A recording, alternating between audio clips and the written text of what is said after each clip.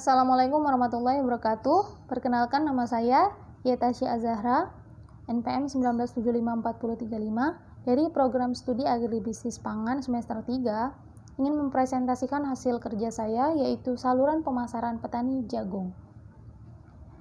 Latar belakang dari tanaman jagung, yaitu komoditas pangan terpenting kedua setelah padi.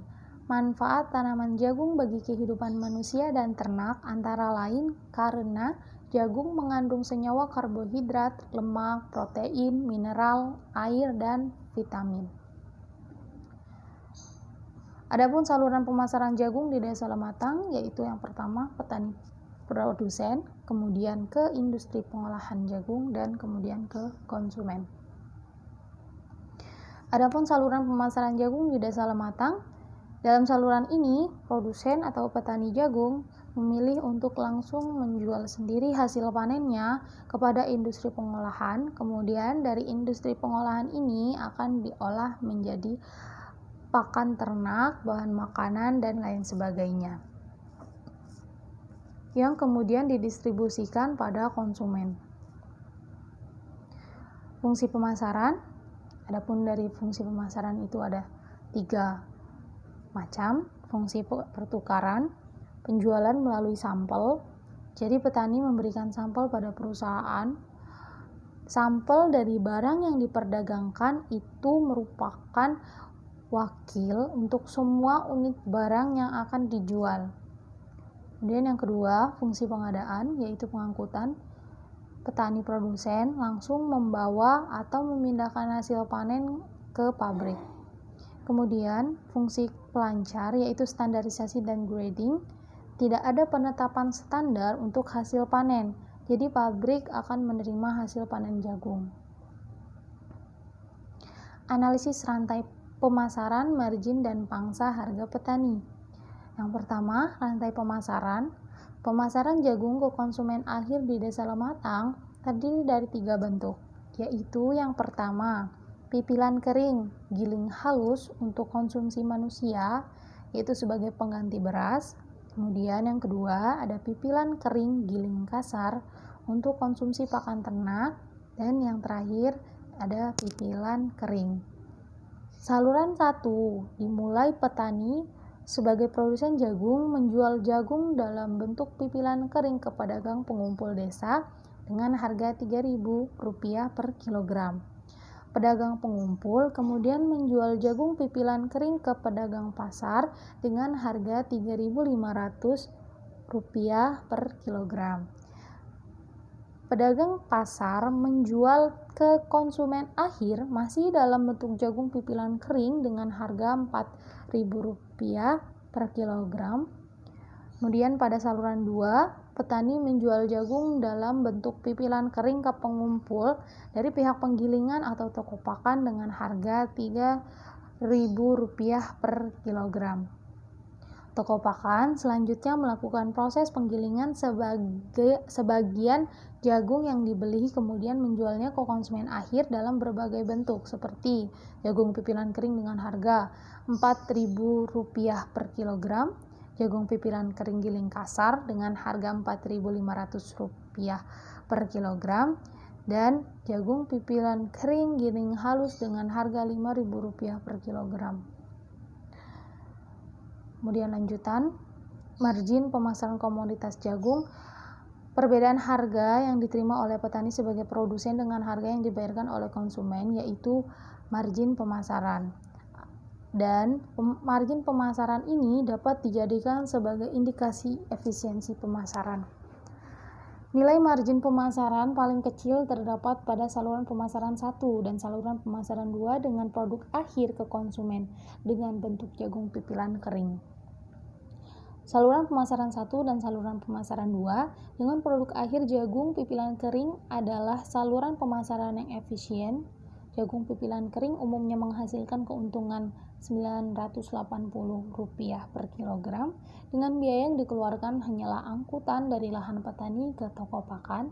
Sedangkan apabila diolah menjadi pipilan kering giling halus untuk pengganti beras, keuntungan pemasarannya menjadi sebesar Rp1.680 per kilogram. Kemudian pangsa harga petani, hasil analisis menunjukkan bahwa pada saluran pemasaran untuk produk pipilan kering memiliki pangsa harga petani sebagai besar 60%, berarti bahwa bagian yang diterima petani sebesar 60% dari harga yang dibayarkan oleh konsumen. Pada produk pipilan giling kasar, pangsa harga petani sebesar 66,67% atau bagian yang diterima oleh petani sebesar 66,67% dari harga yang dibayarkan oleh konsumen akhir. Sedangkan pada produk pipilan kering, pangsa harga petani sekitar 75%, yang menunjukkan bahwa petani menerima harga sebesar 75% dari harga yang dibayarkan konsumen akhir. Adapun sajian tabel dari analisis rantai pemasaran margin dan pangsa harga petani tersebut ini. Saluran pemasaran 1 terdiri dari 3, yaitu pipilan kering, itu tadi untuk pengganti beras. Kemudian yang kedua ini ada pipilan kering untuk pakan ternak, itu sama di harga di tingkat petani Rp3.000. Kemudian harga di tingkat konsumen untuk pipilan kering pengganti beras tersebut menjadi Rp4.000. Pangsa harga petani itu 75%. Kemudian yang kedua, pipilan kering untuk pakan ternak itu harga di tingkat petani Rp3.000 per kilogram. Kemudian harga di tingkat konsumen Rp4.000 per kilogram dan pangsa harga petani 75%. Yang ketiga dari saluran pemasaran 1 yaitu pipilan kering giling kasar, itu harga di tingkat petani Rp3.000 per kilogram. Sedangkan harga di tingkat konsumen menjadi Rp4.500 per kilogram dan pangsa harga petani 66,67%. Kemudian yang terakhir saluran pemasaran 2 itu di produk akhir jagung pada konsumen ada pipilan kering giling halus. Harga di tingkat petani itu dia Rp3.000 per kilogram. Kemudian harga di tingkat konsumen menjadi Rp5.000 per kilogram dan pangsa harga petani menjadi 60%. Dan terakhir kesimpulan, saluran pemasaran dengan produk pipilan kering memberikan persentase harga pangsa terbesar. Kemudian persentase pangsa harga petani terbesar pada saluran pemasaran dengan produk pipilan kering. Saluran pemasarannya lebih efisien dibandingkan produk pipilan giling kasar dan halus.